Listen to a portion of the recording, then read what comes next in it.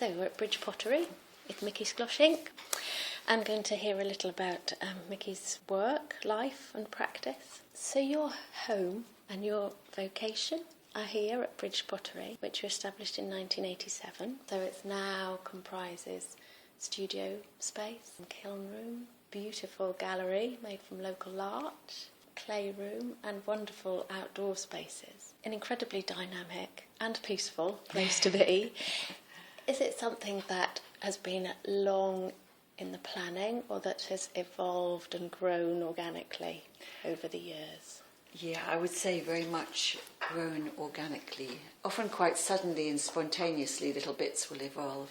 One other big thing is that what we've done to the studio, that was a big change about 5 years ago, I think. I think maybe I have ideas in my mind for a while, so they're kind of quite slow for ideas to grow, and then suddenly it's the time.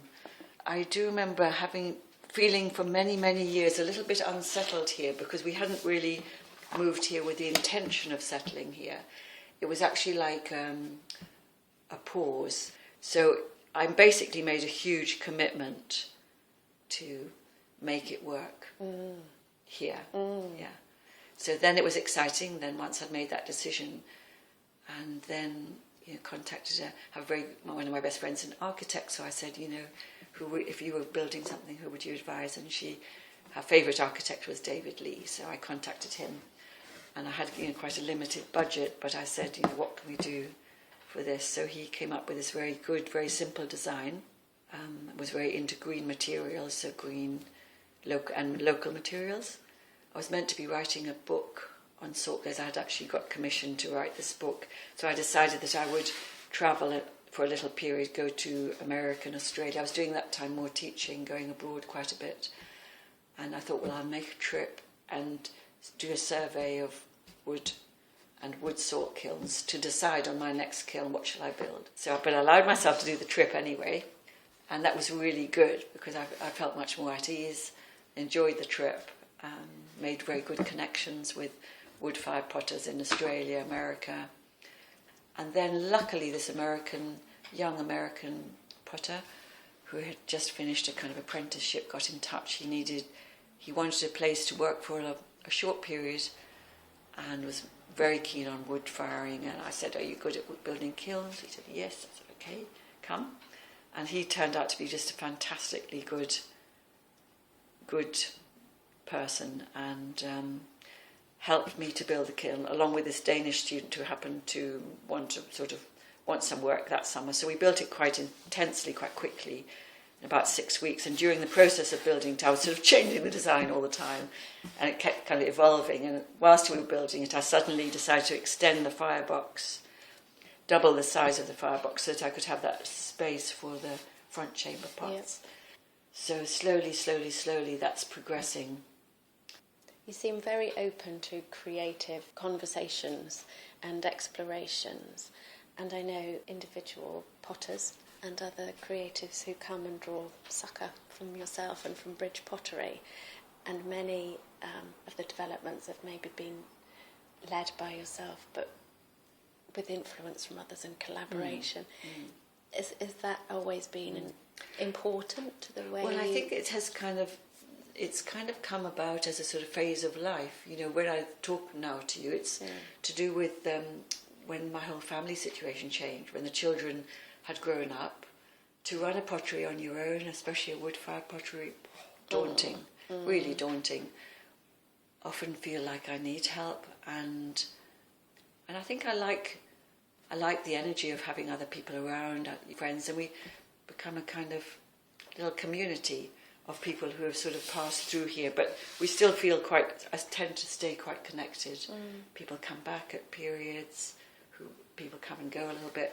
So again, it's a way to stay without being very intentional about it. That's sort of what's happened. It wasn't really a big plan. No. But it just sort of happened. And the vitality of that certainly feeds into your work. Seeing you throwing a few different forms earlier, I have to say, and this is not, but it seemed as if the form sort of grew out of you, I have to say. It was such natural ease that you were throwing on the wheel. And I know you stated a wonderful aim, which is to make pots that grow on those who use them, which is just such a wonderful idea and notion. So your thinking behind that is very much to make for the everyday and of the everyday and of you, really. So, I mean, I don't see myself as a, I was sort of trained at the time of the production potter and making sort of series of tableware, but I'm much more drawn to forms that are slightly in between, slightly elusive. People don't quite know what it is, so that they can have their imagination, or it can evoke, what's the word? Not evoke, but trigger their imagination into how would they like to use this object, this pot. So it suggests use, but does not sort of define it. I'm not a very defined person. The form needs to be strong and clear, but inviting. I wish I had the courage to make more marks, because I think I want to, but I'm still a bit shy. So I look forward to the next 10 years. I hope I'll get braver. I like to make very simple drawings, so I started to do small drawings on tiles. I can just about allow that. But I started to think about, could I allow myself a little small drawing on a pot, So that's what I have in mind. So there's something about writing on clay that I find very intriguing, very draws me in. And I'm not sure where that'll go. I'm just sort of conscious of that sort of murmuring away. You throw. You also hand build. Would you say there's a particular technique or form, actually, that you particularly enjoy making? The form I probably most like to throw is the bowl. You know how people seem to be slightly divided between people who are more drawn to a kind of open bowl shape, or the ones who are more drawn to tall cylindrical shapes. And I'm definitely a sort of bowl person. And there seems to be huge scope in that, all the different kind of forms of bowl. But that's usually on the wheel, I would say, that I like to make bowls. With my hand building, like the spoons, they feel very much like this comes from a place of sort of, they come from a different place. I mean, something to do with hand buildings, I think the emotional connection is almost more direct. Because with the throwing, there is this skill, and there's this falling back on training and skill and all the things you know about how the pots need to be well made. Whereas for me, there's a little bit more freedom, I think, in the hand building. There's less rules about how it has to be done. So it's an area more for sort of self-expression and exploration or something like that. But again, it's an area where, like with the mark making, that I haven't given enough time to in my life. I'm aware that you take quite a lot of notes during the process of making. Is that something you do throughout the whole process and refer to? I'll show you the story. So when I'm on the making day, I have this little notebook. So I will write down the weight of the clay, what the clay is, roughly the measurements, or more precisely, the measurements, which part of the kiln it's going. So I'm always thinking of where they're going in the kiln. And then when I come back to slipping them, that might be 2 days later or something, I'll come back and write the notes here. Then after the firing, I'll come back and make notes in a different pen as to how they worked out. This notebook is one that I've kind of tried to keep with me. I do have a lot of fear of losing my ideas, so I try to keep this close-ish to me. There we are. So that's that notebook, and then I have this is the kiln firing book. When we start to unpack it, this is from the west and this is the east. So I do a quick drawing. So I see, and the most important thing about it is actually the measurements of what height the shelves were and the airspace above it, space that I've given to the pots above, because that is what determines so much of the salt and the flame path. If I've left too much space, they might get over-salted. Too little space, they're under-salted. So I've got worse. In my old age, I've got more and more detailed with my notes, you know.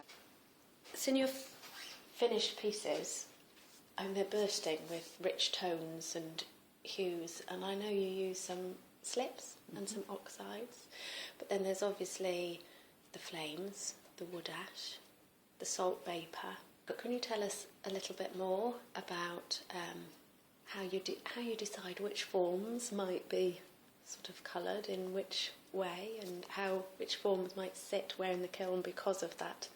It's huge. Right. Well, you covered most of... There was one critical thing that you didn't mention, and that was the clay body. Because first of all, the clay body gives you the tone. So the basic body that I use for quite a lot of the work in the main chamber is this clay from Saint-Amand, and it's called Terre de Saint-Amand, the clay from Saint-Amand, which is this region in the centre of France, and it's a clay that's been used for centuries, or for maybe not centuries, but for a long time, for wood-fired salt glaze. So it has something like 1.5% of iron in it, and it's quite a plastic clay, but the balance of the materials in it make it take the salt well, so it responds well to both salt and ash, but it has, because it's got iron in it, it's quite a darkish tone. So that if I kind of think of that as being the underneath, that's my kind of base palette, and then on top of that I'll be putting slips that either lighten or darken or bring these range of colours. So I think my kind of default slip is the slip that I've and the colours are the kind of reds and oranges, the fiery colours, sort of the colours of India. When I went to India when I was 19, I had no concept of such a thing existing as a potter. I'd never come across a potter. I knew nothing. Didn't really look at pots particularly. But when I got to India, I saw everywhere on the side of the road, in markets, huge piles of these beautiful kind of water jars and different shaped pots, all in this terracotta red, which was the same colour exactly as the soil. So I think in some ways that resonance, that kind of being drawn to that warmth and fiery earth.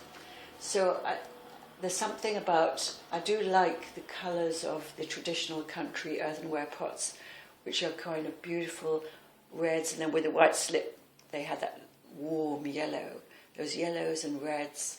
So over the years I've sort of just been constantly adapting and testing them.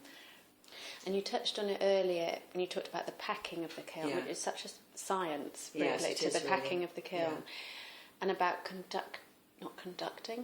channeling the flame. flames and Yes. channeling. That's right. So that the position of the pots, how they are in relation to each other. You know that putting one pot in front of another is creating, it's protecting the pot behind it. So the part that's exposed to the flame will get very strong one colour, and the part that's protected is very strongly another colour. That's particularly in the front chamber, you get that. In the main chamber, there's a little bit more movement because the salt, I think, moves around the pots more than just the flame itself and the wood ash. The wood ash in the main part of the chamber is affecting more the pots on the edge, so it's not getting right through to the back, whereas the salt goes through the whole of that chamber, so it disperses more evenly.